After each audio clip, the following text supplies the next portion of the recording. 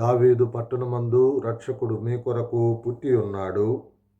ఈయన ప్రభువైన క్రీస్తు. మరోసారి ఈ విధంగా రాయబడుతూ వచ్చింది. లూకాసు వార్త 19వ అధ్యాయము 10వ వచనంలో ఈ విధంగా రాయబడుతూ వచ్చింది. నశించిన దారిని వెదక రక్షించుట కొరకు మనుష్య కుమారుడు వచ్చెను అని రాయబడుతూ వచ్చింది. కాబట్టి దేవుడు భూమి మీదకి రావాల్సిన పరిస్థితి ఏర్పడుతూ వచ్చింది. కారణం మనిషి యొక్క జీవితంలో నశించిపోయినటువంటి పరిస్థితి. కాబట్టి మనిషి యొక్క జీవితంలో నశించిన విలువలను దేవుడు తీసుకొని రావాలన్న సంకల్పంతో యేసుక్రీస్తు పేరున దేవాతి దేవుడు భూమి మీదకు వచ్చాడు. ఆయన మనలను ప్రేమించాడు కాబట్టే మనలను ఈ యొక్క భూమి మీద మరి మన విలువలను కాపాడటం కొరకు, మన విలువలను సరిచేయటం కొరకు దేవుడు యేసుక్రీస్తు పేరున భూమి మీదకు వచ్చాడు. ఆయన ప్రేమామయుడు కాబట్టి ఈ యొక్క మరి నశించిపోవడం అంటే నైతిక విలువలు లేదా దేవునితో ఉన్నటువంటి విలువలు, ఆ సంబంధం మనం ఎప్పుడు కోల్పోతూ వచ్చాము అని మనము ఆలోచన చేసినట్లయితే ఆదికాండం 3వ అధ్యాయము 24వ వచనంలో గ్రంథం ఈ విధంగా మాట్లాడుతూ ఉన్నది. హవ్వ ఆదాము వారు చేస్తూ వచ్చిన పాపాన్ని బట్టి దేవునితో ఉన్న సహవాసాన్ని కోల్పోయారు. కాబట్టి దేవుడు ఎప్పుడూ కూడా వీరితోటి సంభాషించేవాడు, వీరితోటి కలిసి ఉండేవాడు, వీరితోటి మాట్లాడేటువంటి ఆ యొక్క పరిస్థితి మొత్తం కూడా పోతూ వచ్చింది. కారణం వారి జీవితంలోనికి వచ్చిన పాపమే. సాతాను వారిని మోసం చేసింది. సాతాను ఆలోచనలకు లొంగిపోతూ వచ్చారు. సాతాను చేయమన్న పనులను వాళ్ళు చేస్తూ వచ్చారు. ప్రియమైన దేవుని బిడ్డలారా, సాతానుకి ఎప్పుడైతే వీరు స్థానం ఇస్తూ వచ్చారో వారు దేవుని నుంచి, దేవుని యొక్క సహవాసము నుంచి దూరం అయిపోతూ వచ్చారు. కాబట్టి మన యొక్క జీవితంలో హవ్వ ఆదాము చేస్తూ వచ్చినటువంటి పాపము ఈనాటికి మనలను ఏలుతూ ఉన్నది. మన యొక్క జీవితంలో కూడా ఇది సంక్రమించి ఈనాటికి మనము దేవునికి వ్యతిరేకంగా ఉండేటువంటి విధానాలు, సాతాను పనులు, సాతాను యొక్క ఆలోచనలు, సాతాను యొక్క నడిపింపు మనము కలిగి ఉంటూ ఉన్నాము. కాబట్టి ఈ సహవాసము దేవునితో ఉండాలి. కాబట్టి ఈ యొక్క సాన్నిహిత్యము దేవునితో ఉండాలి. అది కోల్పోతూ వచ్చాము కాబట్టి దానిని మరలా తిరిగి రప్పించడం కొరకు మానవుడుగా యేసుక్రీస్తు పేరున భూమి మీదకు వచ్చాడు. పశువుల పాకలోకి వచ్చాడు. ఆయన నిత్యుడైన తండ్రి, ఆయన భూమి ఆకాశములను కలుగు చేస్తూ వచ్చినవాడు, మానవ నిర్మాణకుడు, మనిషిని తన ఉన్నతమైనటువంటి ఆలోచనల ప్రకారంగా నడిపించి ఆ దైవికమైనటువంటి రాజ్యములో ఆయన ఉండేటువంటి ఆ స్థలములో ఆయన సింహాసనం మీద మనిషిని కూర్చోబెట్టుకోవాలని దేవుని యొక్క ప్రణాళిక అయితే, దీని నుంచి తొలగిపోయినటువంటి వాడు, ఆయన సహవాసానికి దూరమైపోయినటువంటి వాడు మనిషి. కాబట్టి ఈ యొక్క మనిషిని మరలా దేవుడు చేరదీస్తూ వచ్చాడు. మనిషిని దేవుడు ఆహ్వానిస్తూ వచ్చాడు. రండి అని దేవుడు ఆహ్వానిస్తూ వచ్చాడు. కుమారుని యొక్క సహవాసంలోనికి రావాలని దేవుని యొక్క సంకల్పము.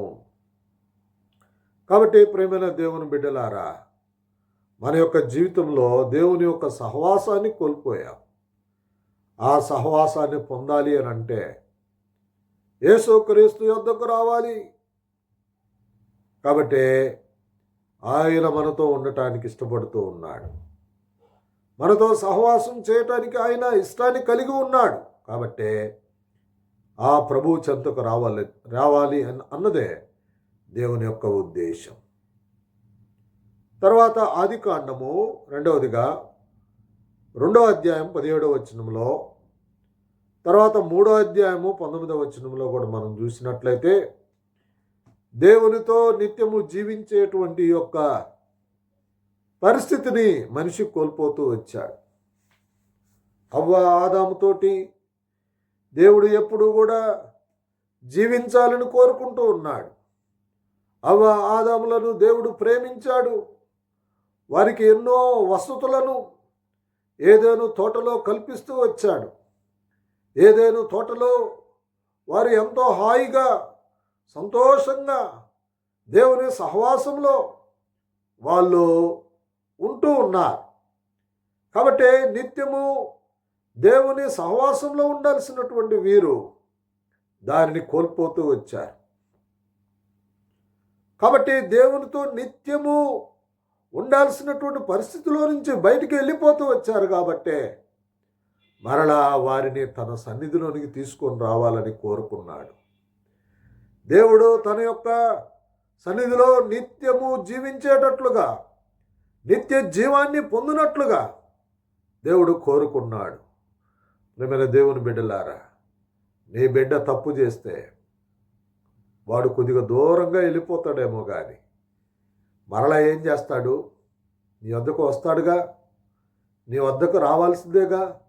నువ్వు మరలా వాడిని పిలుస్తావుగా, వాడిని పిలిచి హత్తుకుంటావుగా, వాడికి చెప్తావు కదా, అయ్యా నువ్వు ఈ తప్పు చేయకూడదు, అందుకని నేను నిన్ను దండించాను, నువ్వు నా నుండి దూరంగా వెళ్ళటానికి కారణం నువ్వు చేస్తూ వచ్చినటువంటి తప్పే కదా అని చెప్పి కొడుకుని ఏం చేస్తాం? మరలా మనము దగ్గరకు తీసుకుంటాం కదా. అలాగే ఆ నిత్యుడకు తండ్రి కూడా వీరు చేస్తూ వచ్చినటువంటి ఆ యొక్క పాపాన్ని బట్టి నిత్యము తండ్రితో ఉండాల్సినటువంటి పరిస్థితి నుంచి దూరమైపోయినటువంటి ఈ కారణాన మరలా దేవుడు తన ప్రేమను చూపించాడు. మరలా తన ప్రేమను చూపించాడు. ఎలాగా అనంటే ఆ పరమేశ్వరుడైన ఆ దేవుడే యేసుక్రీస్తు రూపాన పేరున దిగి వచ్చాడండి.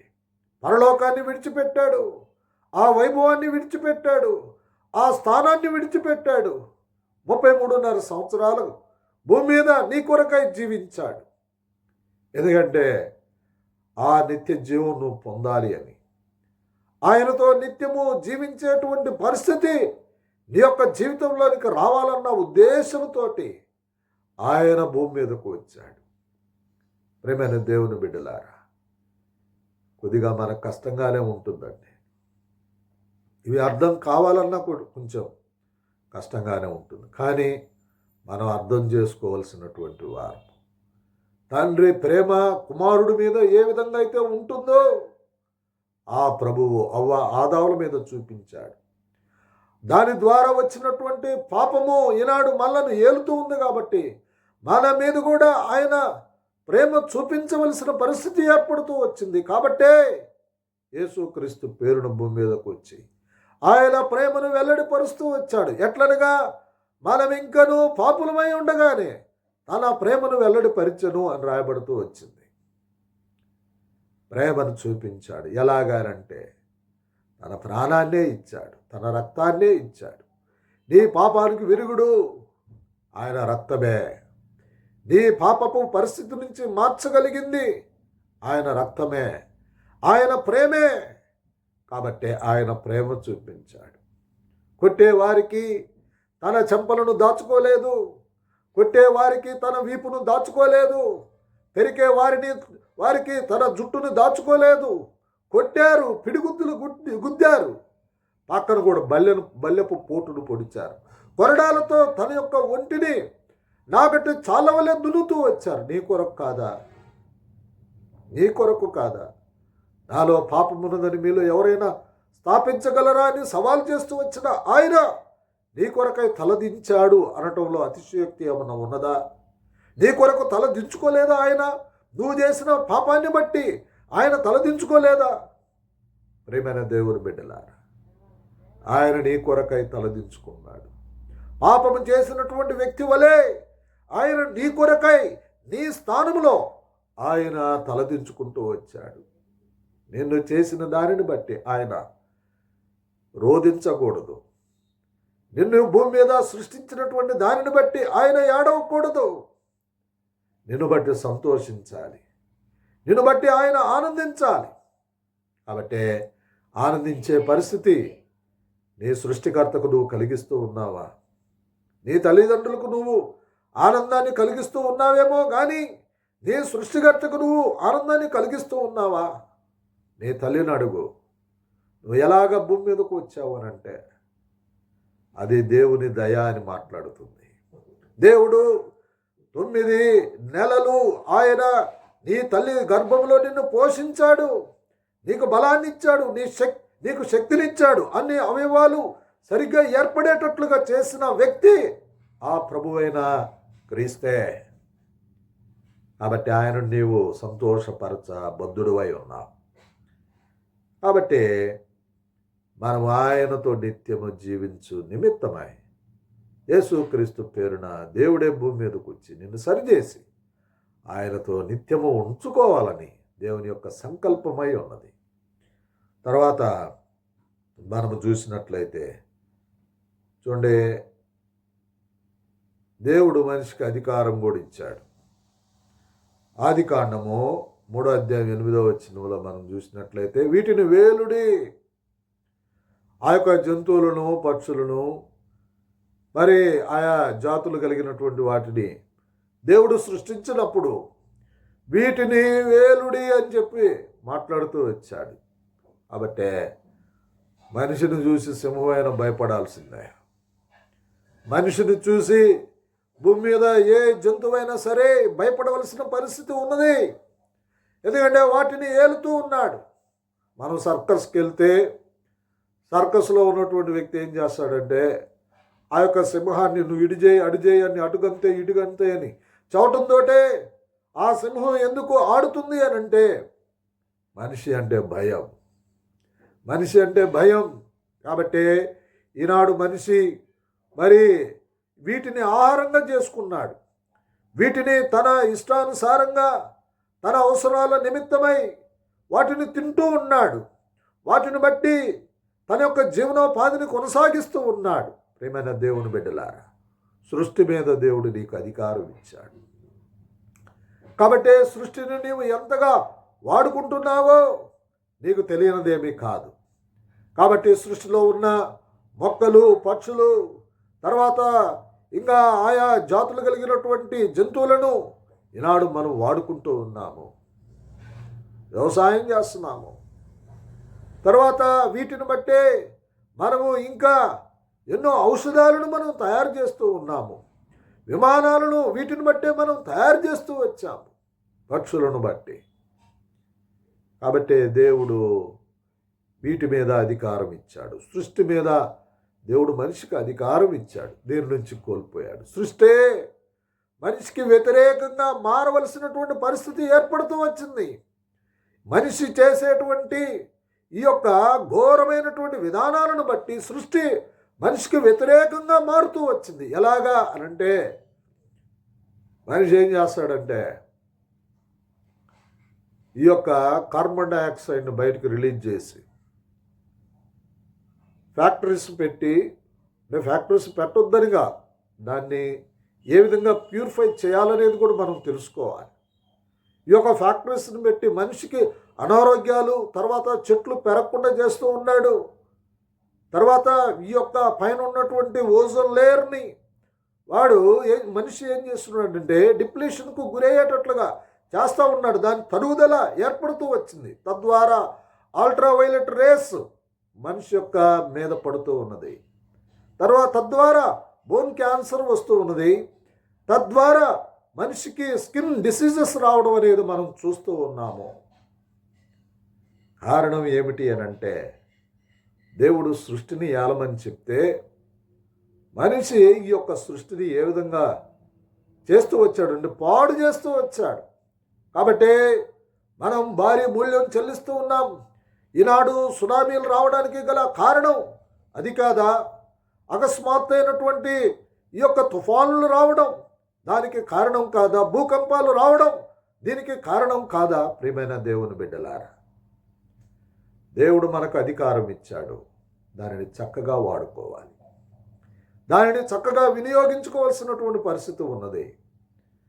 కాబట్టి దేవుడు మనం కోల్పోయినటువంటి అధికారాన్ని దేవుడు మరలా ఇవ్వాలని కోరుకుంటూ ఉన్నాడు. సాధు సుందర్ సింగ్ గారు ఆ యొక్క నేపాలి ప్రాంతాల్లో తను ఆ చల్లగా ఉండేటువంటి ప్రదేశం కాబట్టి అక్కడ కూర్చొని ప్రార్థన చేసుకునేటువంటి వాడు. ఆయన ప్రార్థన చేసుకుంటూ ఉంటే ఆయన పక్కగా సింహాలు వెళ్ళేవంట, కొండ సిలువులు వెళ్ళేవంట, ఆయనను ఏమీ చేసేవి కావు. కారణం ఏమిటి అనంటే,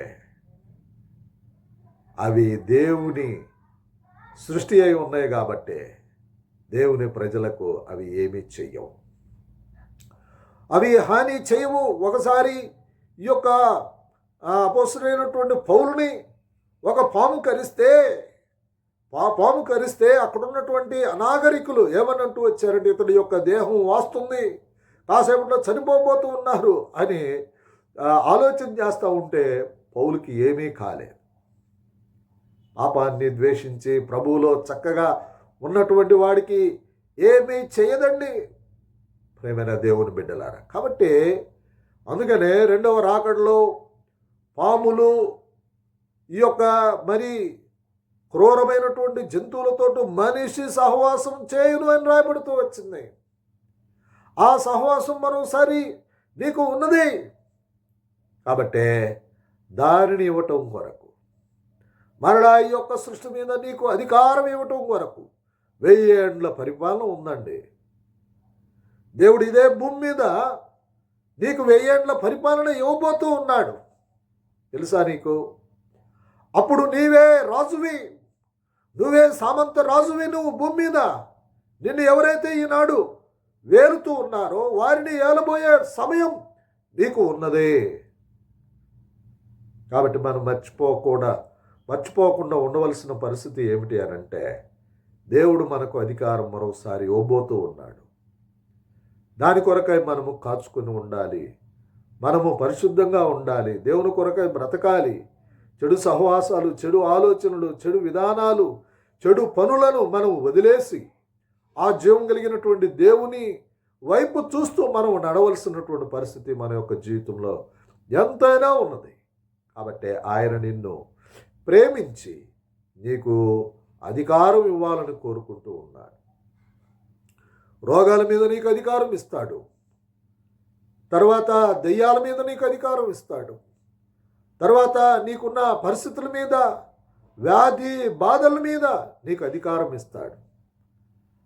ఆయనతో నువ్వు చక్కగా ఉంటే, ఆయనతో నువ్వు సహవాసం సరిగ్గా ఉంటే నీకు అన్నీ ఇవ్వగలుగుతాడండి.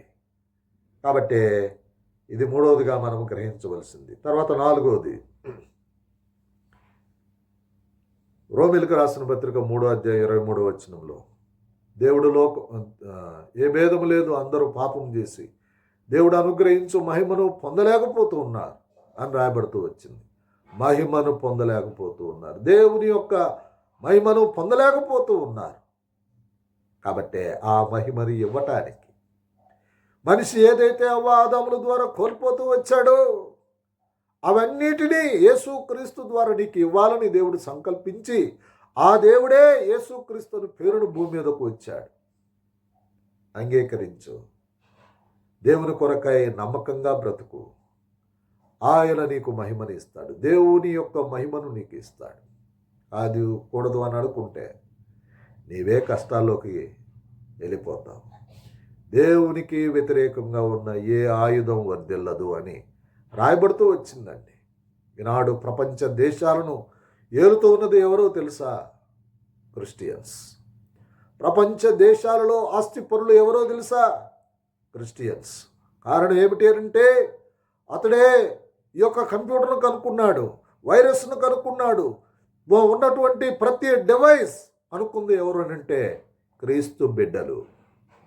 కాబట్టి నువ్వు తక్కువవాడు అని నువ్వు భారతదేశంలో నువ్వు తక్కువవాడిగా నువ్వు ఉండొచ్చేమో, కానీ పాశ్చాత్య దేశాలలో యేసుక్రీస్తును నమ్మినటువంటి వాళ్ళు ఎంతో మేధావులండి.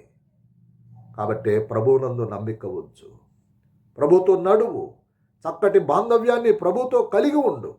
నీ కుటుంబం దీవించబడుతుంది. నీ యొక్క చేతి పనులను దేవుడు నిన్ను దీవిస్తాడు.